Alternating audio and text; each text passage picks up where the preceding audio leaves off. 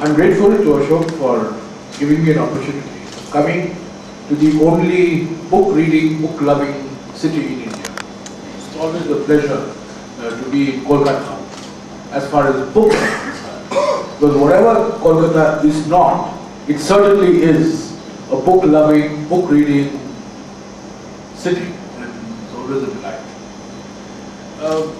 This book, Ashok has asked me to first start by saying why I wrote this book, and I have no hesitation in acknowledging Mr. Narendra Modi's role in the writing of this book, because the last 4 years has given me enough time to think about things that I have always wanted to do but never found the time to do it.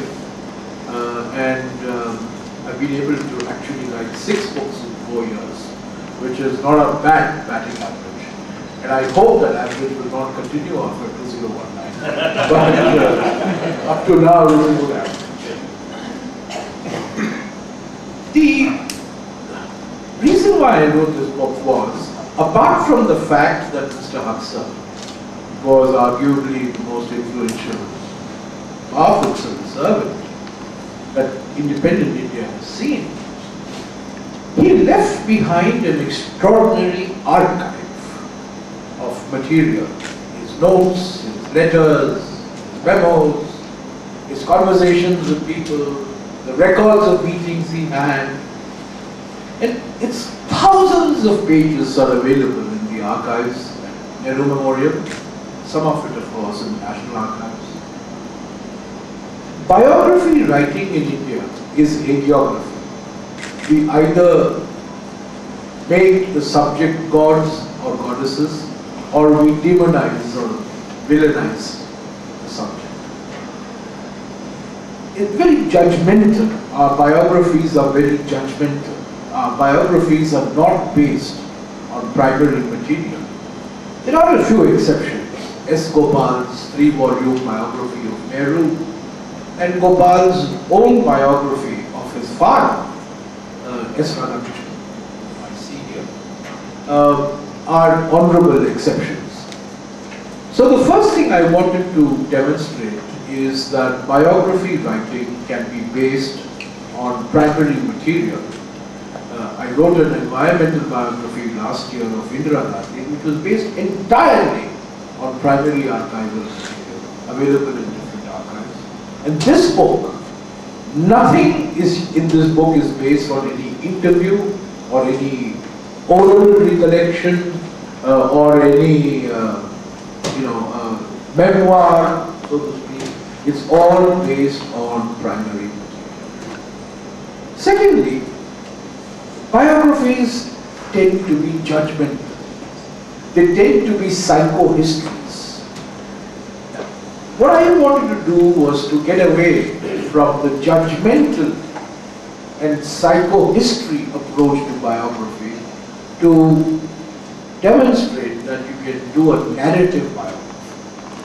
So this biography is a narrative. It's a chronicle. I don't analyze the motives. I don't try to sit in judgment with the benefit of hindsight. We have 40 years of hindsight now. Somebody has said that the easiest animal to shoot in a hunting expedition is a scapegoat, and the best type of sight to have is hindsight. I don't want to get into that, and therefore this book is a straightforward account of India's political history of the mid-60s and 70s, during which Indira Gandhi played a decisive political role and Mr. Haksar played a decisive ideological role. Ashok used the word transition, and the period 67 to 77 is actually the period of transition. India is moving away from the stability, the certainty, in many ways the dignity and decency of the Nehruvian era, to uncharted territory. In 1966, the rupee is devalued, and there is a huge political crisis that engulfs the Congress party.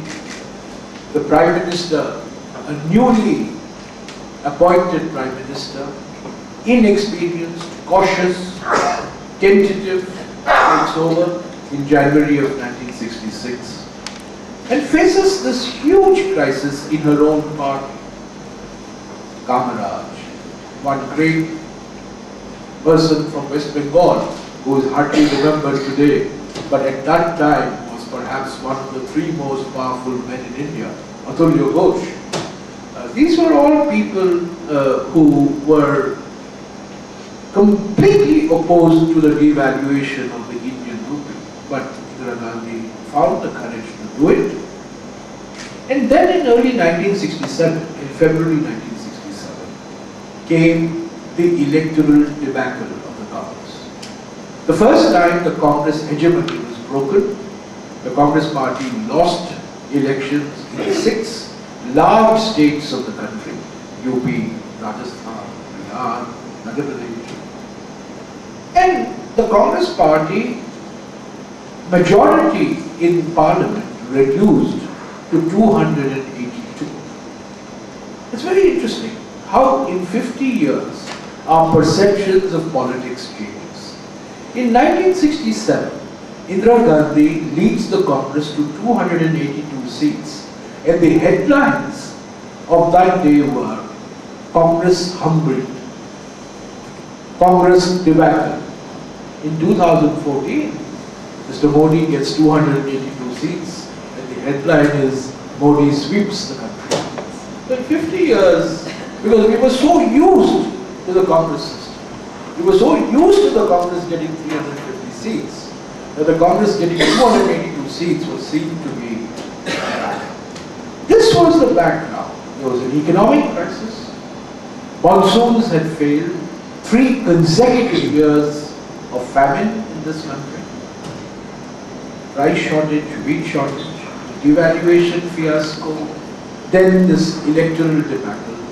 And this is the background in which Indira Gandhi decided that she needs to shake up the system and make this transition. In May 1967, she brings Mr. Haksar as her secretary. She is not unknown to Mr. Haksar. They are family friends. Mr. Haksar has worked under her father. Mr. Haksar is had been a very close friend of her husband. And the 3 of them, Firoz Gandhi, Indira Nehru and Mr. Haksar, used to be in London in the late 30s. They used to spend their evenings together, and of course they were all fellow acolytes of Krishnan in the Indian League. They were all colleagues of that generation with Mohan Kumar Mangalam, Yogi Basu, Bhupesh Gupta, Indrajit Gupta, and so on and so forth. Snehangshu Acharya, another name from West Bengal, who was Advocate General of West Bengal. You'll find a lot of people from Bengal in this book actually, because these were all contemporaries of the London of the 1930s. So she makes him her secretary. And this period, from 1967 to 1973, when Mr. Haksar voluntarily exits from the Prime Minister's secretariat, is the period in which Indira Gandhi really reaches the pinnacle of her glory. And Mr. Haksar is the super Sherpa. In fact, he is more than a Sherpa. He is a fellow Samitiya. He provides the ideological fuel for Indira Gandhi's upward ascent. The nationalization of banks in July 1969, the ideological split in the Congress party in November 1969, the abolition of privy purses and princely privileges in December of 1970, the spectacular 2/3 mandate which Indira Gandhi gets in March of 1971, the diplomatic and the political and the military strategy that leads up to the emergence of Bangladesh in December of 1971, the signing of the Indo-Soviet Treaty in August of 1971 that enables India to resist the machinations of President Nixon and Henry Kissinger in December of 1971, the signing of the Simla Agreement in July of 1972, the taking of the decision to have Pokhran, which ultimately results in Pokhran, the first Pokhran test of May 1974, the establishment of the Indian Space Research Organization, and I'll come to this a little later, the establishment of the Indian Space Research Organization, one of the most successful enterprises of post-independent India, the strengthening of the foundations of the Green Revolution to get self-sufficiency in wheat and rice. These are all iconic achievements of Indira Gandhi. The ideological ballast was provided by Mr. Haksar. Mr. Haksar was her alter ego. He was her sounding board. He was her moral compass. He was more than a civil servant. He was part of her extended family, virtually. And it's very difficult to distinguish where Mr. Haksar ended and where Indira Gandhi started. It was a jugalbandi. It was perfect jugalbandi. And I think this jugalbandi resulted in Mrs. Gandhi reaching the Mount Everest of political achievement. And once you reach the Mount Everest of political achievement, the only route forward is downward. And that's what happens in 1973. Mr. Haksar, from 67 to 73, wields awesome power with a sense of social purpose. So this is the first incarnation of Mr. Haksar, the power incarnation. He then exits Indira Gandhi's innermost moment. He doesn't have power from 1973 to 1977. She continues to use him as a special envoy.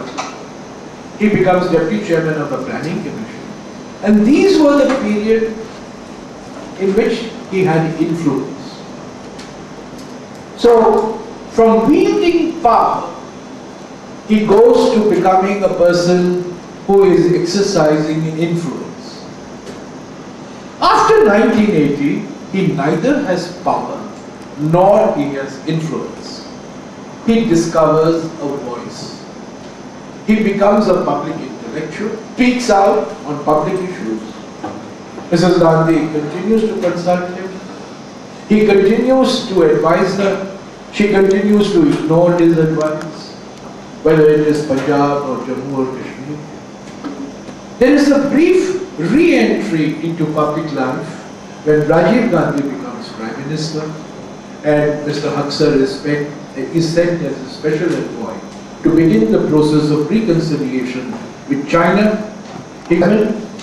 And this paves the way for Mr. Gandhi's historic visit to China in December 1988. That's the only brief public role that Mr. Haksar plays. So this is a study of a man who wields influence, who wields power, loses power, exercises influence, loses that influence and discovers a voice. So it's a study of power, influence and voice. It's not judgment, it's a chronicle. I also believe that there were decisions that were taken during that time which, with the benefit of hindsight, could certainly be questioned. And I have mentioned it here and there whenever I had occasion, particularly in relation to economic policy, because Mr. Haksar remained an unrepentant Marxist till his death. He remained an unrepentant, unvarnished public sector wala till the very end. He continued to have deep suspicion of private capital. He continued to have intellectual sympathy with the CPI, not the CPM, but the CPI till his very end. So on economic policy, suddenly much can be said with the benefit of hindsight. There are certain decisions that he took which continue to be debated, particularly the Simla Agreement of 1972. People continue to debate whether India won the war and lost the peace. And there are people who have said, who have written about this, and I have dealt with this in this book. So, he was an unusual man. Mrs. Gandhi enabled him to be unusual. Without Mrs. Gandhi, Haksar would not have been possible. Without Haksar, the iconic Indira Gandhi would not have been possible. So it's, I think, a symbiotic relationship that they had with each other. Did he cross the Lakshman Rekha that civil servants have around themselves, which Mr. Srinivasan and Mr. Sircar during their careers would have certainly respected? Undoubtedly, Mr. Haksar crossed the Lakshman Rekha day in and day out. He was a civil servant till September 1971, but he offered advice to the Prime Minister, not just on diplomacy, not just on civil service matters, not just on economic policy, but also on matters relating to Sanjay Gandhi, matters relating to Rajiv Gandhi, matters relating to the Congress party, the selection of candidates for the 1971 election. So he did cross. He drafted speeches for Mrs. Gandhi, for Congress forums. He drafted the political resolution, the economic resolution, the foreign policy resolution of successive Congress AICC meetings. So unhesitatingly, I would say, he was not a true civil servant in that sense of the term. He crossed the Lakshman Rekha. He was as much a political advisor to Indira Gandhi. He was a political advisor to Indira Gandhi, but he was secretary to the Prime Minister. I think he saw his role as being secretary to a Prime Minister and also the trusted confidant of Indira Gandhi, protector of her interests. This had its pluses, this has its minuses. But certainly I do not fight shy of recognizing that he transgressed the traditional norm of a civil servant, of a diplomat, and entered the realm of political advice, sometimes sought, sometimes unsought. And to that extent, he remains a unique figure in Indian bureaucratic history. The only other person who can be compared to Mr. Haksar in terms of the influence that he had on the Prime Minister is Brajesh Mishra, who was the secretary, principal secretary to Mr. Atal Bihari Vajpayee. Unfortunately, Mr. Brajesh Mishra did not leave behind any written archive, so it's impossible to make a proper comparison. But from what I have seen, what I have read, what I have experienced from my own dealings, Mr. Brajesh Mishra did have that type of a relationship with the Prime Minister and did exercise that type of a power in government, although Mr. Brajesh Mishra did not exercise that power in the BJP. He exercised that power in the government of India, whereas Mr. Haksar exercised power not only in the government of India, but also in the Congress party in the post-1967 period. So in short, this is an archival biography. It's not a judgmental biography. It's a narrative biography. And it is based entirely on records that are there in the public domain. I have not had any private access. All material waiting to have been excavated by any historian. And I just had the good fortune of having some time on my hands to visit these archives and spend a lot of time. So, I've long been fascinated by Mr. Haksar and the role that he played during this most turbulent period of India's political history. And it is that I never knew him personally, never met him. One point I'll make and I'll close, should refer to the ethnicity factor. And in India, ethnicity plays a very important role. But let me tell you, his being a Kashmiri Pandit had nothing to do whatsoever to his relationship with Indira Gandhi. There's a wonderful cartoon in this book. And this cartoon was drawn during the time of the Shimla summit. It appeared in the Hindustan Times. The common man is reading a newspaper, and the headline in the newspaper is, Kashmiris must have their say. And the cartoon shows nameplates on a table. TP Dhar, PN Dhar, TN Kaur, PN Haksar, all Kashmiri Pandits. Of course, missing in this was R.M. Khan, another Kashmiri Pandit, who plays a very important role. And the supreme irony is, the cartoonist himself is Sunil Dar, who is the Kashmiri. But his being a Kashmiri had nothing whatsoever to do with Indira Gandhi's relationship with him. It was based entirely on family connections. It was based on the Nehru link. It was based on the Feroz Gandhi link. It was based on shared moments in London. And it was an extraordinary friendship till, of course, the Sanjay Gandhi shadow fell on the relationship. We can discuss this later as to why these two people who were so close and formed such a perfect jugalbandi drifted apart in January 1973. And that is entirely because of the Sanjay Gandhi factor, the Maruti project, on which Mr. Haksar had very strong views, which we can discuss. So let me end here and thank Ashok for giving me this opportunity. And I do hope that you have an opportunity of reading this book, because I enjoyed reading this book. And I've written it not in an academic style, but it's an academic book, you know, full of footnotes and so on, full of archival references. And you'll enjoy it.